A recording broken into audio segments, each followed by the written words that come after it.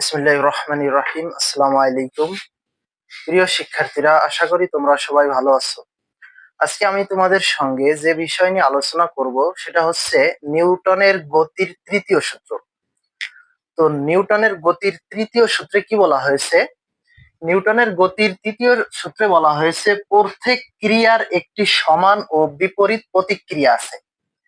তাহলে নিউটন তৃতীয় সূত্র তিনি গবেষণা করে এটা প্রণয়ন করেছেন। তিনি একটা উক্তি দিয়েছেন যে প্রত্যেক ক্রিয়ার অর্থাৎ প্রতিটা কাজের একটি সমান ও বিপরীত প্রতিক্রিয়া আছে। তাহলে আমরা এই সূত্রটি কিছু উদাহরণের মাধ্যমে বোঝার চেষ্টা করব। আমরা একটা বলকে যদি দেয়ালে ঘাই মারি তাহলে বলটি আবার আমাদের কাছে ফিরে আসে। তো একটা বলকে যদি দেয়ালে ঘাই মারার পরে আমাদের কাছে আবার ফিরে আসলো, তো এইটা কিভাবে হলো? এটা হচ্ছে এই নিউটনের তৃতীয় সূত্র, প্রত্যেক ক্রিয়ার একটি সমান ও বিপরীত প্রতিক্রিয়া আছে, এই সূত্র ওইখানে প্রয়োগ করা হয়েছে। তো বলটাকে আমরা যে বেগে ঘাই দিয়েছি ওই একই বেগে দেয়ালে আমরা যে বেগে ঘাই দিয়েছি, দেয়ালটা বলটাকেও আমাদের সেই বেগে ঘাই দিয়েছে, জন্য বলটা আমরা ধরতে পারছি, আমাদের কাছে ফিরে আইছে। তো এরকম আরো আমরা অনেক উদাহরণ দেখতে পাই যে নিউটনের তৃতীয় সূত্রকে সমর্থন করে। তো নিউটনের তৃতীয় সূত্র তো আমরা এখানে দেখতে পাচ্ছি যে প্রত্যেক ক্রিয়ার একটি সমান ও বিপরীত প্রতিক্রিয়া আছে। তো আমরা যখন সাঁতার কাটি তখন আমরা কি করি? আমরা হাত দিয়ে পানিকে পিছনের দিকে ধাক্কা দেই। তো পানি আমাদেরকে আবার ওই একই বেগে ধাক্কা দেয়, এজন্য আমরা কি সামনের দিকে এগোতে পারি। তো এরকম আরো আমরা অনেক উদাহরণ দেখতে পারি, বিভিন্ন উদাহরণ আছে যেগুলো এই নিউটনের তৃতীয় সূত্রের মধ্যে পড়ে। তো আমরা যখন হাঁটি তখন আমরা কি করি? পা দিয়ে আমরা মাটিকে পিছনের দিকে ধাক্কা দেই, মাটিও আমাদের ওই একই বেগে, অর্থাৎ এখানে বিপরীত প্রতিক্রিয়া। মানে কি, আমরা যে মাটিকে যে বেগে আঘাত আঘাত করব, অর্থাৎ যে বেগে মাটির উপর কাজ করব, মাটি ওই একই বেগে বিপরীত ভাবে আমাদেরকে ওই আঘাত দিবে। অর্থাৎ আমরা যে মাটিকে পিছনের দিকে ঠেলে দেই, মাটি আমাদেরকে সামনের দিকে ঠেলে দেয়, জন্য আমরা সামনের দিকে এগোতে পারি।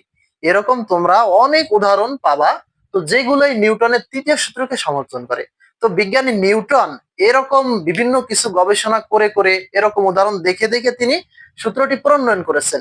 এছাড়াও নিউটনের আরো সূত্র আছে। আমরা আপেলের ঘটনা তো জানি, যে নিউটনের মাথার উপর আপেল পড়ছিল, তখন নিউটনের মনের ভিতর চিন্তা আসছিল যে এই আপেলটা উপরের দিকে না গিয়ে কেন আমার এই মাথায় পড়লো বা আমার এই মাটিতে পড়লো। আমরা অনেকে বলি নিউটনের মাথায় পড়ছিল, আসলে না, তার মাথায় পড়েনি। এটা আমরা হয়তো অনেক সময় ইয়ার্কির ছলে বলি আর কি, মজা করি তাই। তো নিউটন দেখলো যে আপেলটি মাটির নিচেই পড়ছে। তো মাটির নিচে কেন পড়ছিল সেটা হচ্ছে কি, যে সেটা অন্য সূত্র, যে পৃথিবী তার কোন বস্তুকে তার নিজের দিকে সবসময় আকর্ষণ করে, অর্থাৎ এজন্য আপেলটি নিচের দিকে যায়। তো এরকম তিনি গবেষণা করে করে একটা সূত্র প্রণয়ন করেছিলেন, যেটা হচ্ছে প্রত্যেক ক্রিয়ার একটি সমান ও বিপরীত প্রতিক্রিয়া আছে। তো এইরকম আরো উদাহরণ আমরা দেখতে পাই। যেমন একটা রকেট যখন আকাশে উপরের দিকে ওঠে তখন রকেট থেকে কিন্তু গ্যাস নির্গত হয়। ওই গ্যাসটা যখন নির্গত হচ্ছে রকেট থেকে, একটা শক্তি বের হচ্ছে, তখন ওই শক্তির ওই গ্যাসটা কি করে, রকেটের উপর আবার শক্তি প্রয়োগ করে, এজন্য রকেট আস্তে আস্তে উপরের দিকে ওঠে। তো আমরা আরো অনেক উদাহরণ দেখতে পাই, যেমন একটি বলের উদাহরণ তোমরা দিলাম, একটি বলকে যখন দেয়াল আঘাত করি বলটা আবার আমাদের কাছে ফিরে আসে। এরকম যদি আমার অথবা তোমার মাথায় একটা বাড়ি মারে তাহলে আমরা ব্যথা পাই কেন?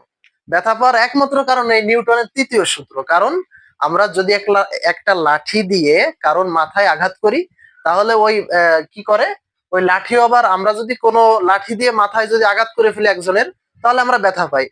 তো আমরা এরকম কেন পাই? সেটা তো বলেছি যে নিউটনের তৃতীয় সূত্র। তো আমরা যখন কোনো লাঠিকে দিয়ে মাথায় আঘাত করব তখন কি করবে, ওই মাথাও সমপরিমাণ বেগে লাঠিকে আঘাত করবে, যার কারণে দুইটা একসঙ্গে মিশে যায়। তার কারণে কি আমাদের মাথায় আঘাত পায়, এজন্য আমরা ব্যথা অনুভব করি।